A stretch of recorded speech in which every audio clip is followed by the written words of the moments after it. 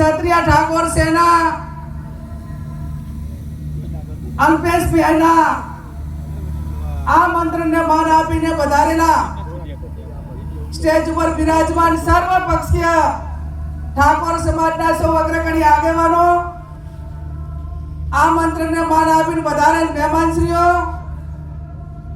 ગુજરાતના ખૂણે ખૂણેથી ક્ષત્રિય ઠાકોર સેના અને ઠાકોર સમાજના સૌ વડીલો, યુવાન ભાઈઓ અને બહેનો, મારી અગાઉ અનેક આપણા સમાજના તમામ મહાનુભાવો સમાજને આવનાર સમયમાં શિક્ષણ તરફ આગળ વધવા માટે જે વાત કરી છે એ વાતમાં હું મારો સૂર પુરાવું છું. આજે આપણે બધા રાતના 3 વાગે કેમ ભેગા થયા? આપણે કયા પરિબળો સામે લડવાનું છે? આપણા વિકાસમાં કયા પરિબળો એ આપણા વિકાસને રૂંધે છે? તો પરિબળો એ છે, ચાહે વ્યસન હોય, નિરક્ષરતા હોય, અંધશ્રદ્ધા હોય, કુપોષણ હોય, બેરોજગારી હોય, આવા અનેક પરિબળો સામે વૈચારિક ક્રાંતિ કરીને આજે એના સામે લડવા માટેનો સંકલ્પ કરવાનો છે. અને સંકલ્પ કરવાનો છે ત્યારે આ પરિબળો આપણને કઈ રીતે આગળ જતા અટકાવે છે એ આપણે બધાએ ખૂબ સારી રીતે જાણીએ છીએ. સમાજને એક કરવાની વાત આવે, એના ઉજ્જવળ ભવિષ્ય માટેનો નિર્માણ માટેની વાત થતી હોય તો જેના અન્ન ભેગા એના મન ભેગા. આજે તમામ સમાજો, જે સમાજો વર્ષો પહેલા એક મંચ ઉપર આવ્યા, ખેલદિલીની ભાવના રાખી, વ્યક્તિને કઈ મળે કે ના મળે, પણ જે સમાજોએ એમના સમાજના ઉજ્જવળ ભવિષ્યની ચિંતા કરી, ક્યાંક ન્યાય કે અન્યાય થયો હોય તો પણ એમને સહન કરીને એમને સમાજને આગળ વધવા માટે ખૂબ પરિશ્રમ કર્યો, ખૂબ એમણે સંઘર્ષ કર્યો. એ સમાજો ઉપરથી આપણે શીખ લઈને આપણો સમાજ એ કઈ રીતે પરિશ્રમ કરતો થાય, કઈ રીતે શિક્ષિત સમાજોએ વર્ષો પહેલા પ્રગતિ કરી, એમની પાસેથી પ્રેરણા લઈને કઈ રીતે આગળ વધે, એનો એનાલિસિસ અને એનો સંકલ્પ કરવા માટે આપણે આ બધા ભેગા થયા છીએ. કોઈ પણ ક્રાંતિ એ કોઈ એક દિવસે નથી આવતી. કોઈ સુખી સંપન્ન પરિવાર હોય, કોઈ સુખી સંપન્ન સમાજ હોય તો તમે એનું એનાલિસિસ કરો, તમે એનું અનુકરણ કરો અને એના માટે તમે એ સમાજે કઈ વ્યક્તિએ કઈ પરિવારે કેટલા વર્ષ સુધી એને સંઘર્ષ કર્યો છે, ત્યારે એ પરિવાર કે કોઈ સમાજ એ કોઈ આગળ જતો હોય છે. ત્યારે મારે આપ સૌને બે હાથ જોડીને વિનંતી કરવાની છે કે કેવા વિચારોનું આપણે આજે રોપણ કરવા માટે ભેગા થયા છીએ. ઉત્તર ગુજરાતમાં સદારામ બાપા, મધ્ય ગુજરાતમાં પાટીજી મહારાજ, સૌરાષ્ટ્રમાં વેલનાથ બાપા કે બાધાત્ર દાદા, આ ચાર પાયા ભેગા થઈ જાય ધાર્મિક પાયા, તો મારો સમાજ એ સમગ્ર ગુજરાતનો એક કાતરે બંધાય. એક આ સંગઠને ગુજરાતને અને ઠાકોર સમાજને એકજૂટ થવા માટેનો એક પહેચાન આપી છે, એક ઓળખ આપી છે.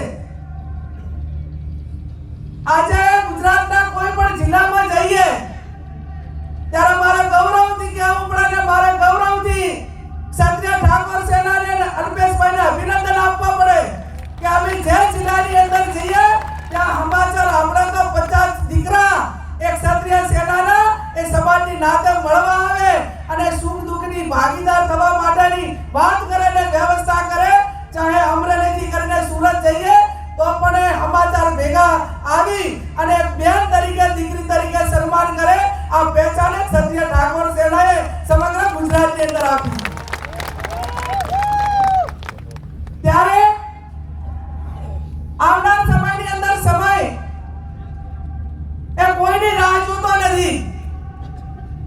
દુનિયા મિનિટો ઉપર કલાકો ઉપર દોડવા મળી અને એની સાથે તાલ મિલાવવા માટે કરીને શૈક્ષણિક સંસ્થાઓ આપણી મજબૂતાઈથી બને અને સંસ્થાઓ એવી બને કે જેની અંદર સ્કિલ આપણે એને દીકરા દીકરીઓને આપી શકીએ અને સ્કિલ તૈયાર થાય.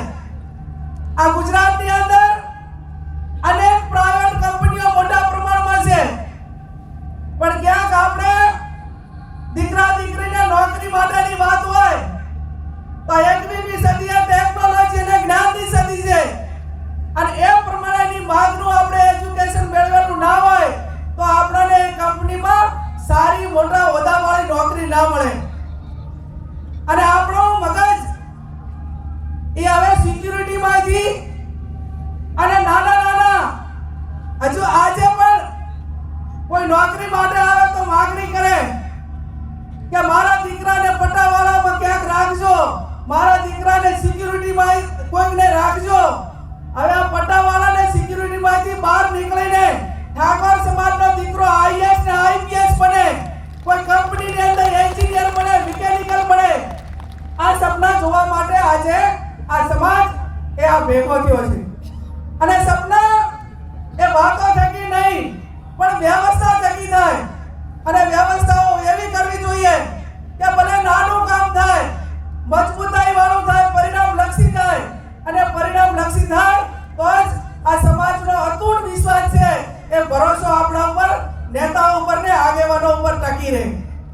આજે સમગ્ર સમાજના તમામ પક્ષના આગેવાનોએ એકતાના દર્શન કરાવ્યા છે અને આજે આ રાતના આ 3, 4, 5 વાગમાં આવ્યા અને ત્યાં સુધી પણ આ આગેવાનો આજે સમાજના ભવિષ્યની ચિંતા કરવા માટે કરીને ભેગા થયા છે. અને ભેગા થયા છે ત્યારે આ એક વ્યક્તિથી ના થાય, આ કામમાં સહિયારો પુરુષાર્થ કરવો પડે અને સહિયારો પુરુષાર્થ કરવા માટે કરીને રામચંદ્ર ભગવાન રામ હતા તો પણ એમને લંકા જવા માટે કરીને જ્યારે દરિયા ઉપર જ્યારે પુલ બનાવવાનો હતો, બ્રિજ બનાવવાનો હતો, એ ટાઈમે એક નાનામાં નાની ખિસકોલી પર એ રામચંદ્ર ભગવાનને એ મદદ કરી દીધી. એમ કોઈ તનથી કરે, કોઈ મનથી કરે, કોઈ ધનથી કરે અને જેટલી મદદ થાય એટલી મદદ કરે. ઘણી વખત કલાકારો કહેતા હોય ને, આપણે તો ઘણી વખત હું સાંભળું કે ભાઈ મારે સમાજ સેવા કરવી છે તો સમાજ સેવા એ મેં કીધું કોઈ તનથી કરે, કોઈ મનથી કરે, કોઈ ધનથી કરે, આ બધી સેવા કરે અને વધારાની કોઈ સેવા ના કરી શકે તો તે કરે ને કરવા દે, કોઈને નડે નહીં તો એ સમાજ સેવા કહેવાય. કામ કરતા વ્યક્તિઓનો ક્યાંક ને ક્યાંક ટીકા થાય, ટિપ્પણ થાય, એ સહન કરીને આગળ વધવા માટેના પ્રયત્નો કરતા હોય છે. પણ એનાથી પણ વધારે મજબૂત મનોબળ રાખીને ટીકા કરતા જે લોકો એ પરિણામ આવશે ત્યારે 100% એના લોકો અભિનંદન આપશે.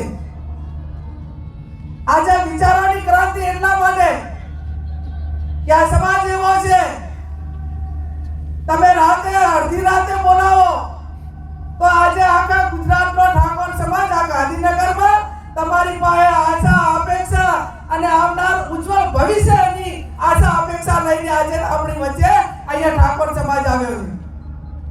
હું સમાજને ખાતરી આપું નેતાઓ વતી કે આવનાર સમયની અંદર આ તમે આ 4 મહિનાની કડકડતી ઠંડીમાં એક સમાજના ભવિષ્યના નિર્માણ માટે કરીને આવ્યા છો.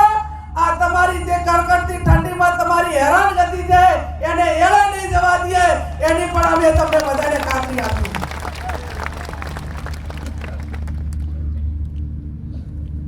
આવતીકાલે